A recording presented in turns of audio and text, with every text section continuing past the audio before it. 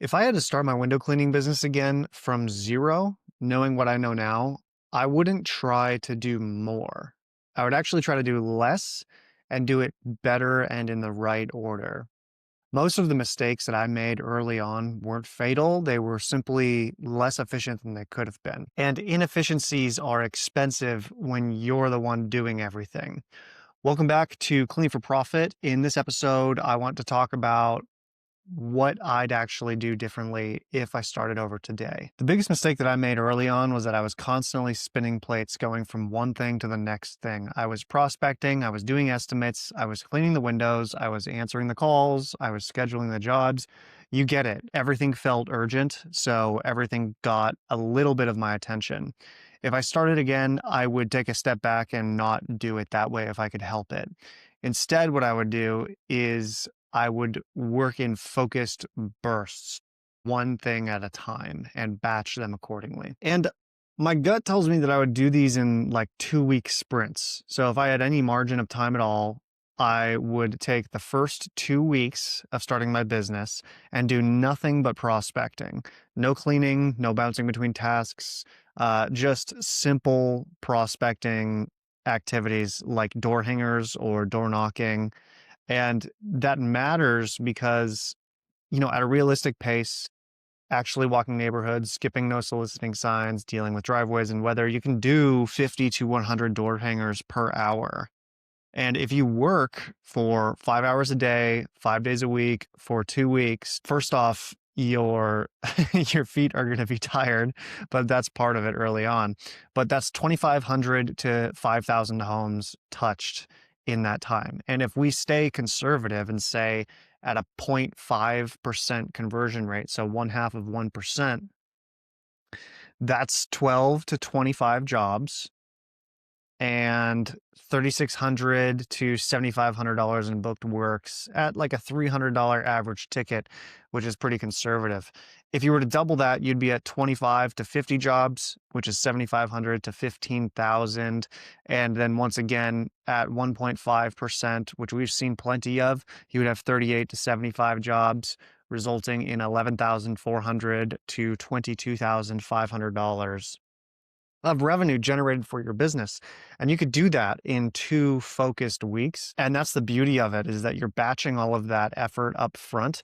And in 2 weeks of focused effort, you can produce results like that.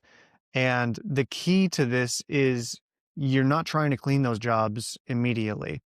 Like if you talk to a homeowner and they're interested in your service and and they want to book with you, it might feel risky to do it like this, but if you're batching, what I would do in that particular situation is schedule them 2 weeks out. It's not extremely far out. Most homeowners are understanding of that.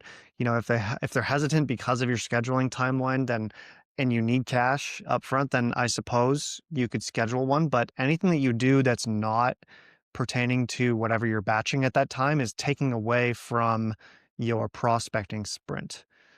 So doing all of these things up front in a batched way is how you create momentum early instead of constantly treading water, bouncing from one thing to another.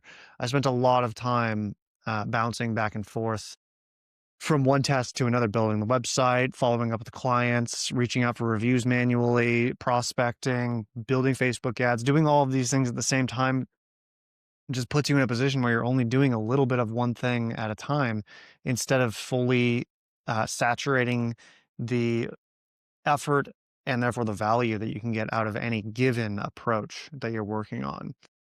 The next thing that I would do that I didn't do as deliberately for the first couple of years is I'd go all in on Google reviews immediately.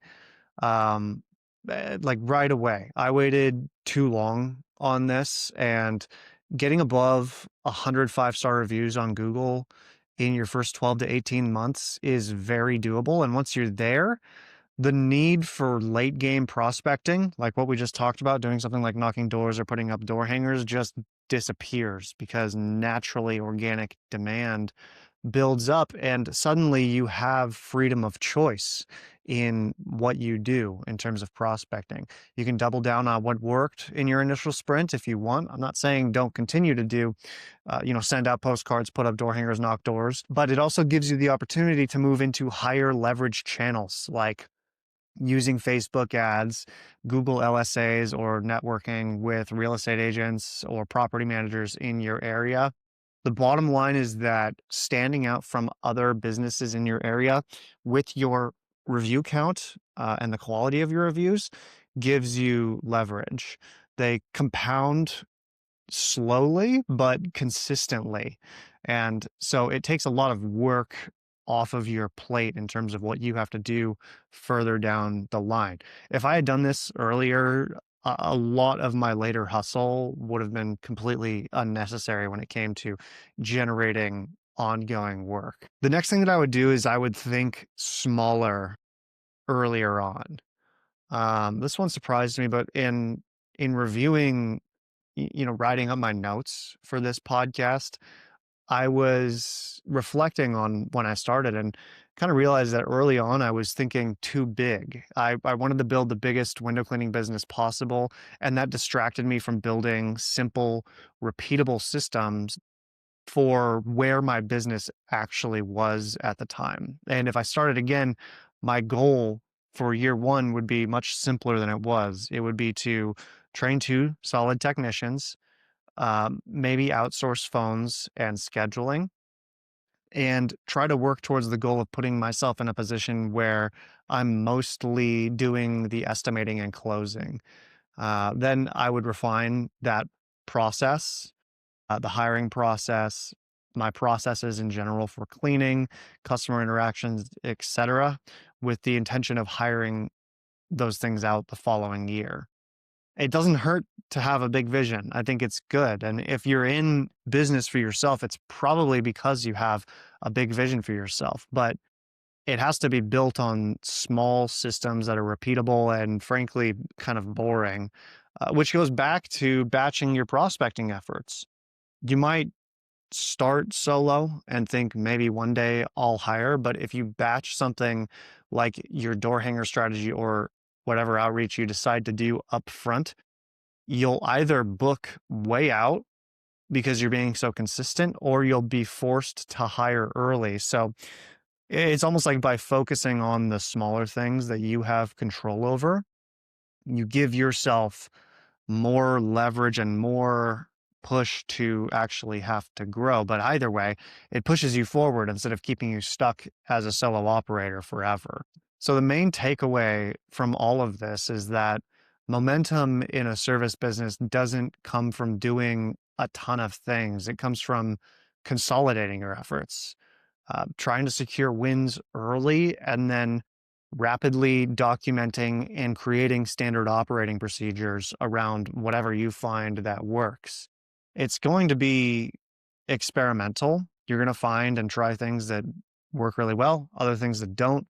But consolidating your efforts will allow you to learn what does and doesn't work much quicker. That's how you keep yourself focused on high leverage tasks long term. Because once you find the small things that work, you can back out and do things that are higher leverage. And I think that's one of the biggest keys about how you build the business instead of getting stuck working inside of it forever. Momentum in a service business doesn't come from doing more things. It comes from systematically removing things from your plate to people who can do the job more reliably than you. So you can focus on increasingly higher leverage tasks. So that's about it for this episode. It's a pretty short one. I would just say if you're early in this business, don't overcomplicate it. Focus on a couple of things. Secure wins quickly within those things, whatever the prospecting methods you decide to employ are, and systematize things immediately, even if it's just you. And then climb yourself up the leverage ladder. So anyways, I just wanted to hop on here for a quick episode. That is what I would do differently if I started today. Listen, just take a second, whatever platform you are on. I appreciate you listening. Go ahead and follow the podcast. We are coming out with a new episode every Monday at 6 a.m. Pacific time. So if you like what you hear here, make sure to follow along and don't miss the next episode. And I will see you in the next one. Cheers.